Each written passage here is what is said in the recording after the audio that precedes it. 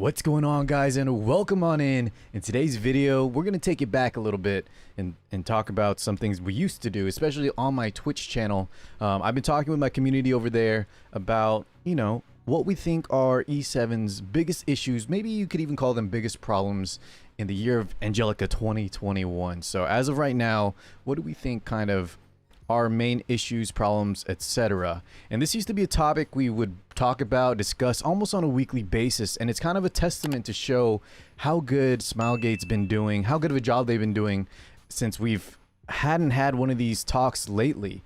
I remember when I first became partner with Epic 7, I would have almost like weekly, bi-weekly, monthly meetings with some of the Smilegate guys, just talking about the community's biggest complaints, what they thought of each patch, and there was a lot of up and downs in sort of the community feedback. Lately, though, Smilegate has been absolutely killing it. I know there was a little bit of, like, if anyone remembers during the collaboration, there was a little bit of a, few negative opinions on the overall release delays, etc., the story, but I think with the apologies, with how much they kind of gave in compensation, overall the collaboration, the ReZero collaboration, plus the summer events, plus this new content drop of all the new heroes, and then just how well they've been doing balance patches, etc. Smilegate's been doing an insane job overall. So don't get me wrong, guys, before we begin this video talking about what we think our E7's biggest issues are, just let me be clear, in my opinion, that I think they've been doing an amazing job. And right now, 2021 is the best time to start. You're in the golden age of Epic 7. So if you're a returning player, new player, just know that it is the best spot, the best time to start, best time to play and get invested into this game. And I hope they continue the trend. Big kudos to Smilegate. But that being said, let's go ahead and talk about what we think right now are Epic 7's biggest problems. So what I need from you guys, my YouTube viewers, my YouTube community, please let me know in the comments below, as you see from this chat box right here.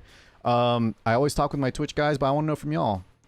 What do you think the Epic 7's biggest problems, issues, what would you like to see improved upon? Anything like that, guys, as of right now, okay? And boys, please try to keep things objective. I know it's easy to say, I want more gold, I want more energy, more everything. Just keep in mind, right, this is a free-to-play game. It is a mobile game, so going into that, we know there are some things that mobile game developers need the players to keep grinding for. You can't give too much of everything. Believe it or not, that will kill the game. I've had that experience in some other gacha games like King's Raid in the past. Too much generosity, too much free stuff will actually give you nothing to work towards, and I know that sounds kind of terrible, but just try to be objective with your critique. I would love to hear from you, and let's get on with the video. Let's cover the things that my Twitch and I think right now are the biggest problems. Alright, fellas, let's go ahead and start with let's go ahead and just cover one of the first topics. This is one of the biggest complaints, kind of just, sort of bottlenecks that a lot of my guys have been experiencing, and I'm sure a lot of y'all can guess it. It's gonna be Mola, okay? So if we look right here, just for example, boys, in the past, 3 months, we've had so many new units. Angel of Light, Angelica, we've had all the collab units, Amelia, Ram, we had the summer unit, Seaside Iceria. There's just so much stuff to build, especially with the new banners that I recommend y'all to pull. Like, let's say you guys, or sorry, excuse me, rerun banners, y'all pulled for Vivian, Lilia, Silencia, whoever. You're just gonna be using so many Molagors left and right. And before I go and talk about, my tips on Molagora and how to maybe mitigate the fact that you just don't have any, let me talk about just how Molagora have been for a while. In the most recent update, guys, Molagora they just increased the amount, especially free-to-plays get across the board big time. We got double the amount from like web events, double the amount from the transmit shop, I believe. We got guaranteed ones in the side story. We get more from Auto Tower, more from Expedition Supply Depots. Overall, Smilegate's done a great job. Right, guys, 0 out of 2 here. You can buy 2 per week. If y'all were playing in the past, or sorry, if you were a longtime player, you know how hard it's been for Molagora before this revamp. And if you're a newer player, just understand that Molagora are in the best spot. E7 is in the best spot it's ever been in as of right now. That being said, this is still going to be a huge bottleneck for everyone, even from free-to-play, or sorry, pay-to-win players, whale players that do buy Molagora packs. That's just the nature of Epic 7. Now, guys, there's been things like Molagora recalls, solutions like that might come up, and I don't think we'll see like Molagora recalls. I don't think we'll see anything like more Molagora gains, at least not huge ones, besides just freebies given out from events, because one, we just went through a major overhaul where they gave so many more over a month time, over a weekly period. And Smilegate has just kind of officially stated in their last big live stream, their Q&A, that Molagora are their biggest, one of their biggest sources of income. So they'd be hard pressed to kind of give more. And guys, don't hate me for this, because it is coming from a player that does buy Mola packs here and there. I think Molagora are in an okay spot. They're in the best spot they've ever been. That doesn't mean it's good though, but I do think they're in a fine spot. Now, would I like to see a game without Molagora? Of course. I would like for Smilegate to monetize the game in other ways, like skins, non-pay-to-win aspects, but this is the state we live in. This is how the game's going to be, and they've stated this is their main source of, one of their main sources of income, so I don't think it's going to be changed at all, so let's just all deal with it. So, how do we kind of mitigate the fact that, you know, with so many new heroes, and even with the increased Molagora gain, I know, just tell me, let me know guys if you're watching right now, do you have Mola issues? Are you okay? If you are having issues, boys, let's go and talk about where I see a lot of people make mistakes on. And let's lead with someone like Kayron, okay? I've done a lot of account reviews, and if y'all need an account review, guys, basically means if you have any specific questions, I'll actually go into your account. We discuss it with my live stream, and kind of just fix up and answer any questions y'all have. Just stop by. We'd love to meet you. But I see a lot of account reviews, accounts that have, like this, for example, Kayron, +3 skill enhance. Now, I know as a new player, you may not know what's needed, what's not needed, but if you just take a look quick, guys, if you've been playing the game for any amount of time, especially if you have a Kayron, you'll know that he's the type of unit, right? He's a glass cannon unit that he procs your opponent. He'll do some big damage. Your opponent will proc his immortality because they got to deal with him fast. If they don't deal with him, they die. And the fact that, you know, 9 turns or 6 turns after Molagora, if they leave him alive, or you heal and they sustain for 6 turns, that is either never going to happen, or your opponent just screwed up so badly, you would have won regardless. You either outgeared them big time, or they were just AFK, right? Because there's no way that your Kayron is going to live 6 turns after proccing immortality unless something went very, very wrong. So I would consider this a win more skill enhancement, meaning you've already won the game by the time, you know, you've lived past immortality, or you've killed them right at as your immortality procced, in which case this is just very, very, you know, a waste, in my opinion, of Molagora. So units like this would be a clear-cut example of just be careful, guys, unless you're doing it for completionists because he's your favorite unit. You do not need Molagora in situations like that. A unit like Blue Crow, for example, listen, I might want to get some more of this effect chance because my guys have been missing provokes here and there, but he can get away with as little as 0 Molagora and still be insanely effective, in which case you can use those Molagoras for more higher momentum, higher impact units like bruisers or damage dealers that can really make use of the extra skill enhancements. Crow, of course, these are not bad, but like, we could get away with not having -1 turn cooldown on the S3, -1 turn cooldown here on the S2, and he would still be very effective. In exchange, we could use those Molagora for a new unit that really wants some of those skill enhancements, for example, like Angel of Light Angelica. Oops, sorry, she's a mage, guys. This unit right here, right, if we don't enhance her skill enhancements, we're playing a huge RNG game where this may just straight up not hit because it won't be 100%. This may not proc because it's also not 100%. So try to use Molagora on units like this where they will just, it has a chance of them just not working, where instead, like on Crow, yes, a -1 turn cooldown on a skill 3 may be nice, but it's very rare you get 2 horses off in a single match. I know it happens to me a decent amount, but realistically, by the time you do 1 horse, if a horse at all, you're already in a great spot. Same thing with the skill 2. Skill 2, maybe you'll get a few defense ups here and there, but it's not make or break like Angelica missing a skill 3, missing a skill 2 because you didn't enhance, for example. Okay, so just be very careful allocating your Molagora, guys, especially as a free-to-play. Try to invest wisely, and if you need any extra help, join my Discord, ask around, but you'll slowly pick up where and like the most cost-efficient, like, let me bring up one more unit here, just let me see. Ruel, for example, I do not need this +4 here. This, if I was strapped for Mola, which I kind of am, I don't think the skill 1 here, unless you're on a counter build, is really that great. Here, we could even skip. This is obviously nice to have, but if you want to just only do like the first +3 because they're 1 Mola each, that's a great way, cost-efficient way to invest. And then the skill 3, I think we do always want the -1 turn cooldown on a unit like Ruel. But just try to save a little bit more on Molagora, guys, because this will be your main bottleneck. This is one of the biggest issues I've seen, unfortunately. Besides just kind of saving a little bit better, or if you have some extra funds, trying to buy a Mola pack here and there. I'm not trying to advocate for anyone to pick up Mola packs, and I don't think you need to. That would just be kind of another way, because I don't think Smilegate will. increase the amount right now, and I think we're in an okay spot concerning how much Mola is given out. Just try to be a little bit more careful, guys, on spending, and if you need an extra help, I'm here for y'all. Okay guys, let's move on to the next topic at hand, and I think this is going to be one a lot of y'all will kind of empathize with, or this is your biggest concern also, and that's going to be gearing. Okay, so just the gear grind, having trouble when you're farming, getting gear that's good. And this is one of the biggest complaints I've always heard, like pulling or summoning new units and just not having gear for them. Now, this is another very complicated topic, guys, and why don't we go ahead and talk about maybe some things that I could see, maybe some feedback that I've been given that I could see maybe happening that might alleviate some of the issues, and that would be on, let's say, for example, boys, epic helmets, red gear helmets. If you weren't aware, like, the ranges for health is from, I believe, like, let's say, for example, 4 to 8%, right, on an epic helmet. I think that's correct, but just in case I'm not right on that, you know what I mean. The range from 4 to 8% on health. What I've heard some people want is we sort of slightly increase the range or decrease the amount of RNG on some of the substat rolling so that we would improve it, meaning the minimum it could roll would go up from 4% to 5%. So it'd be 5 to 8% health rolls or anyone in that range. Same for defense, same for attack, etc.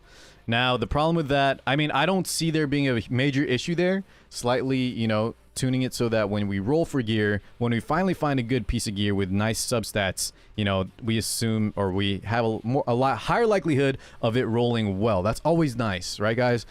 The problem is, even if they add that, I don't think that's going to address the major issue with gearing. Can you guys let me know, please, when you say, or when you hear, you know, you have issues, you have problems gearing, what does that mean? Is it more so the amount of gear you're getting?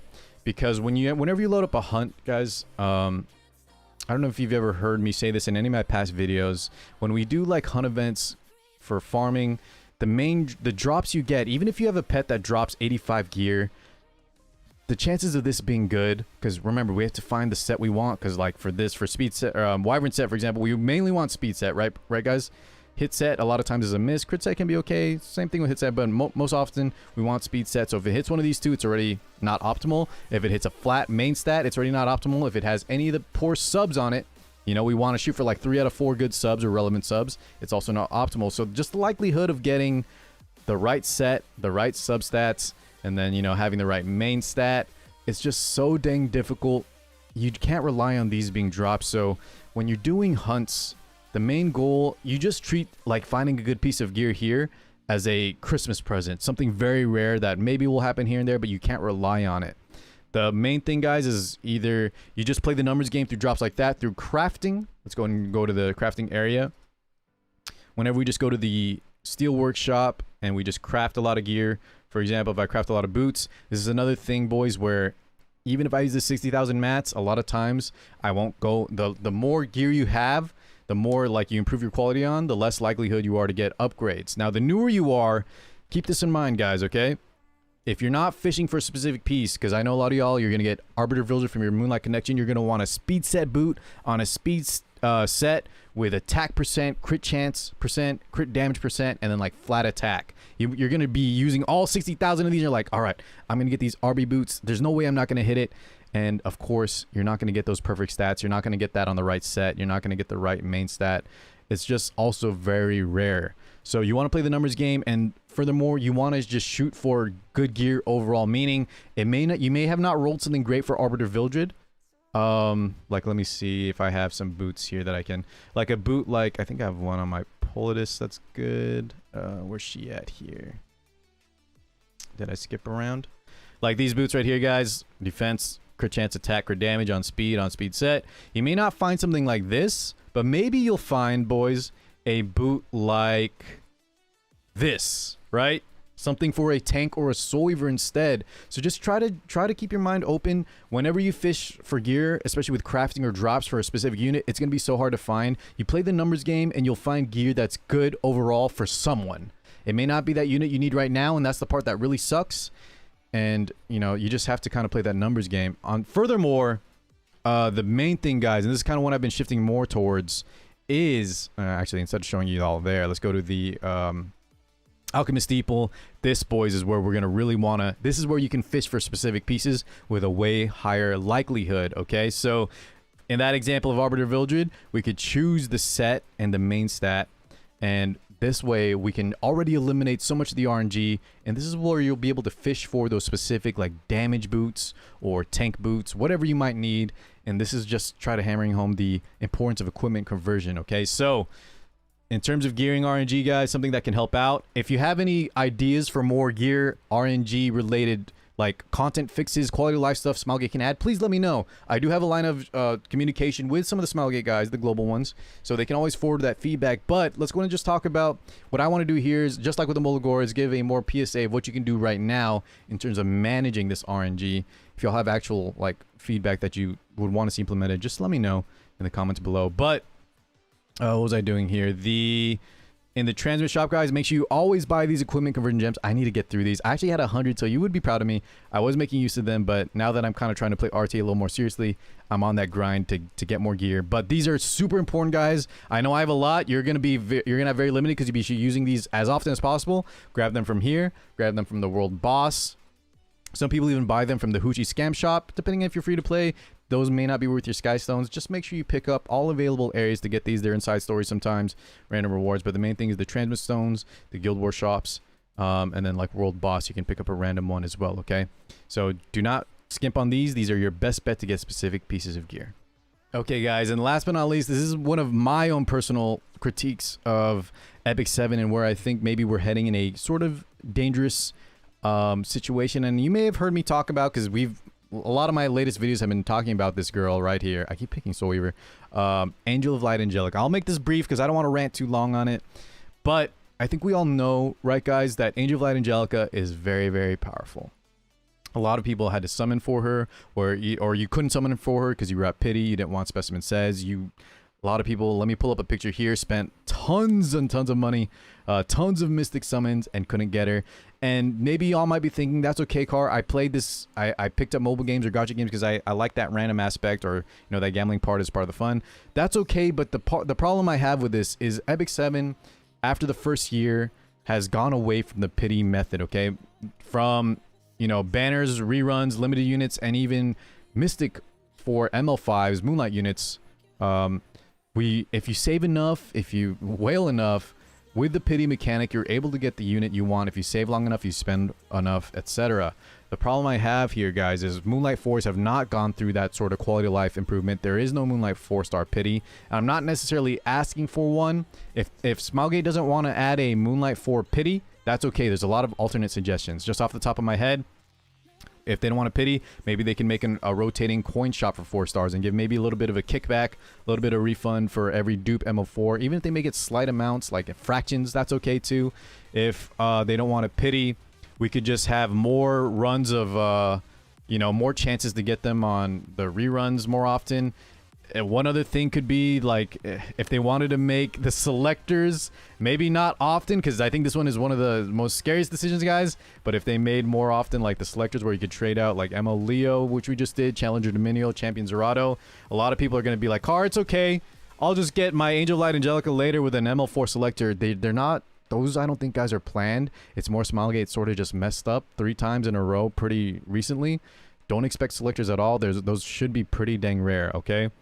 Regardless, one more time, the issue I have is with no Pity, it's just, we fall into a trap where a lot of players are spending way more money than they need to. And even though a lot of other gacha games do this, Smilegate, Epic 7 hasn't been one of those games for a long while. So I hope they don't bring out more Moonlight 4s with a overloaded kit. Guys, she's pretty much has a kit of a 5-star ML. And if she was just a 5-star, I think the complaints would be way less. A lot of us would just consider using our Pity or not and be done with it. There would be no people spending, you know, tens of thousands of dollars or tons and tons of pulls to try to chase a unit because they want to stay relevant in PvP, because Smilegate made her kit so powerful. And I fear for the future where a lot more Moonlight 4 stars are of Angel of Light Angelica's caliber, her power level, and then we start falling into a power creep situation where with no Pity, either you just have to be okay with some people, you know, getting way ahead because they got luckier, they wailed until they got her, even without Pity, or, you know, you just have to be okay not getting her. And in a game where Epic 7, that's kind of what I think I like. What a lot of y'all like is that if you save, if you spend wisely enough, you can pity the units that you actually really need. So more of a kind of just personal opinion. I think a lot of people share it though after seeing how powerful she was. Just be careful, guys, moving forward. If they do add more Moonlight 4 stars, I would like for us to maybe submit some feedback telling them, hey, can we, if you guys want to make powerful ML4s, that's fine, but maybe give us a few more ways to get them. Maybe not pity, whatever they might think is acceptable. I just think we need more than what we have right now in that regard, okay?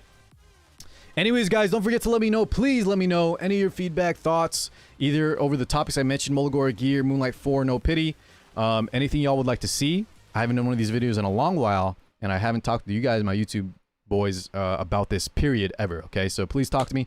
Let me know. Thank you so much, as always, for watching. We're going to cover the Wednesday morning patch preview. New ML5, guys. Let me know your predictions, too. I'm thinking ML Bellion or ML Lilius. I hope. Please make it a waifu. And yeah, I'll see you guys in the next one. Thank you so much for watching again. Peace out, everybody.